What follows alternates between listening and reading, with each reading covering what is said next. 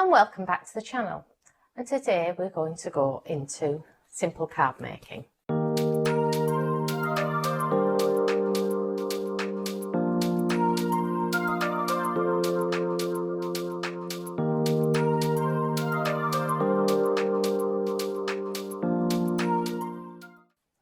So, right, I'm going to go through the cards and explain what I'm looking for when I decide if a card is a tag or a card. This one you can see I've got the outlines ready to make it easier for us, but that I could see a cute one there and Happy Christmas for the words. This one to me is tags, and I would cut it very much like that. Maybe 3 3s, 3 2s and a 3. This one, I could make a card out of that, tag out of that, a tag out of that, or even use that possibly as the wording for the card. That one's a bit big, so it really would be a great big tag and just cut it. That would make a nice card, but it's got that. You might need an embellishment to happy season greeting.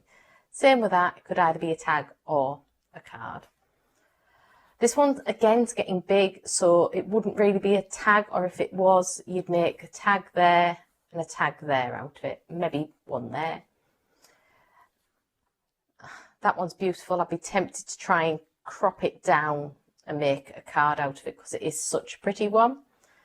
This one, I think I'd be tempted to probably tags 1, 2, 3, 4. Possibly 5, you might get the house separate. This one I'd make a card and go there and there and possibly that. Depends on, might even get an odd tag out of it. Probably a large card with that, there and that. That tag, but it gives you an idea what I'm looking at. So back to the one that I'm going to focus on today for you. As you see, very simple card, and all I've used is a ruler and a pencil, and I looked to see where I roughly thought it needed to be and went right 2.5 and I marked, and again 2.5 and I marked, and then I drew between. And I did that all the way around. So I've got the pencil marks there, so I'm going to simply cut it out. If you get really into card making, I would suggest investing in one of these because it makes life so much easier. They are great. Little Fiskus blade, and I'll show you it working in a bit when I'll cut up a different card, but they really do make life quicker. So on to cutting up the card. Very simply follow the lines, be as straight as you can because it will show, especially when you start mounting.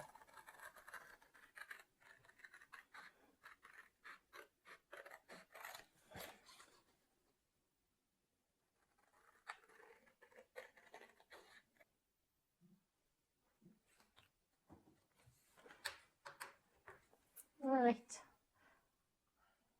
so we just need the words now to finish off the embellishments for the card.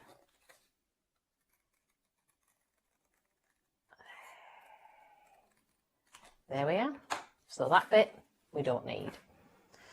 Right, next bit is we'll be talking about cardstock before we move on. Especially when I first started, I used to buy packs like this. That one's a few different colours, and that's just plain white. And I would cut them in half, and that would be one card folded in half, and that would be the other. Now actually I've been given a lot of stock, so that's the same size as half of one of them sheets, and you do exactly the same with one of them as I do with this. Just fold in half, nip at that corner, match the other corners up and nip again. Just slide it down and make your crease. Luckily, these come with envelopes, right? In the past, I bought things like this, the cheap cards, you know, when they're selling them off, and they're the flimsy thin ones you don't really want to give to anybody. And I think I've paid like 50p and under, but I mainly buy it for the 50 envelopes, because with the card stock from this, that gets you 50 cards. Sometimes I manage to pick up packs like these, reasonable, and I use them. But normally, and when I first started, that was the way I went with envelopes, and that is the way I would suggest you start yourself. So I'll put that there. As you can see, you've got something simple like that, but I like to put a bit of colour behind. So I have my scraps, which if you do start card making, start cutting up colours, keep your scraps. Because things like that, I would lay and see and think, well, yeah, that'd do. That one, to me, not really. So I'm going to have a little look and see what have I got that jumps out. Ooh. Ooh, that's quite sparkly. There, I think I'll go for that. So straight away you can see the piece of card I've chose is too big and I need to remount it. So I can see roughly what I like there. And I'll go right, I'll turn it around to centimetres. If I go 9 centimetres and mark there and down to the bottom and do the same, 9 centimetres. Then you could draw a line and cut, but this is, to me, is a perfect time to show you what my little guillotine does.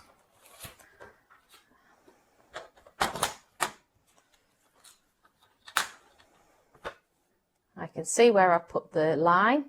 I put it straight there, place it down and zip. So that makes life a lot easier. And the spare bits goes back in the box and would get used again because it's still a decent size. So I'll lay that there.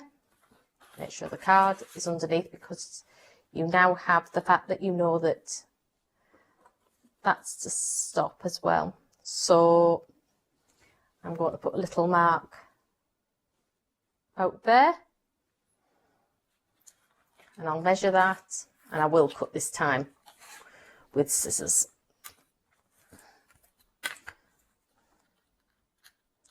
So that's 2 and 1, 2 and 1.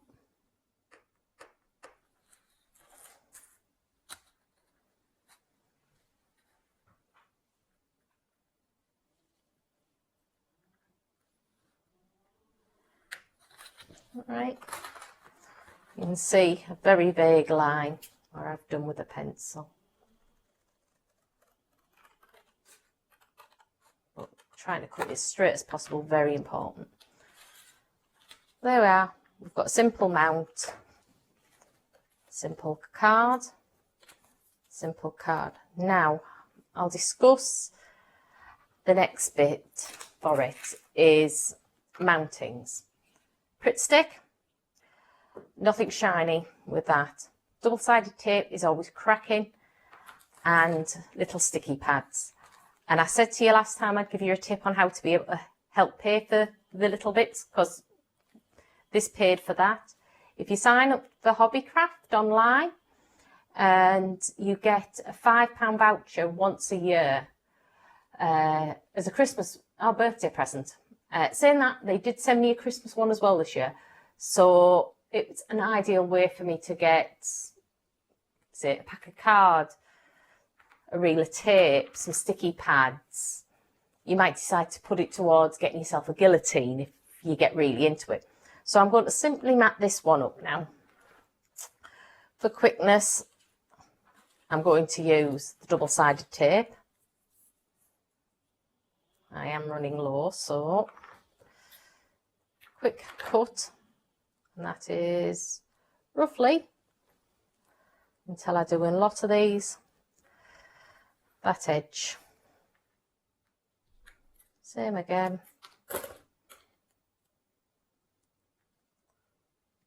That edge. Anything that's going to stick over, just trim a tiny bit there as well. Right, so peel the back off that. Often a bit awkward. Doesn't help that I never have many nails. There we go. Pushing that to separate it. Oh.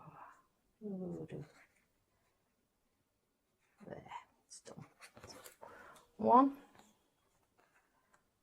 Sorry about the noise. Someone's doing something. And there's the other. Right. So you line it up by eye. That you're roughly in the middle and place down. And this one, I'm just going to use the little sticky pads because it gives you that nice raised effect. And it's because I'm putting onto this, I wouldn't use the Pritt. And because that's a bigger base, I trust the double-sided tape more. But if you've only got Pritt stick, well, just use the Pritt stick. Right, I've got a few of these have come off in doubles. I'll leave it for that. Right, definitely having fun whatever is out there. There we are, one in the middle and one on each corner.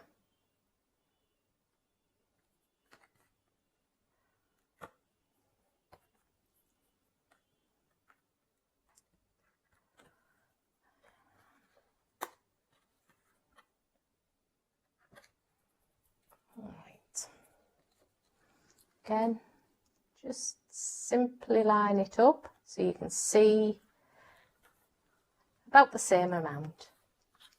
You could mount that straight, which I just like it a little bit jaunty. So I'm going to use a few of the pads and do exactly the same. I mean, sometimes you're doing something and you need the pads a little bit smaller, hence that I'd cut it down. There we go.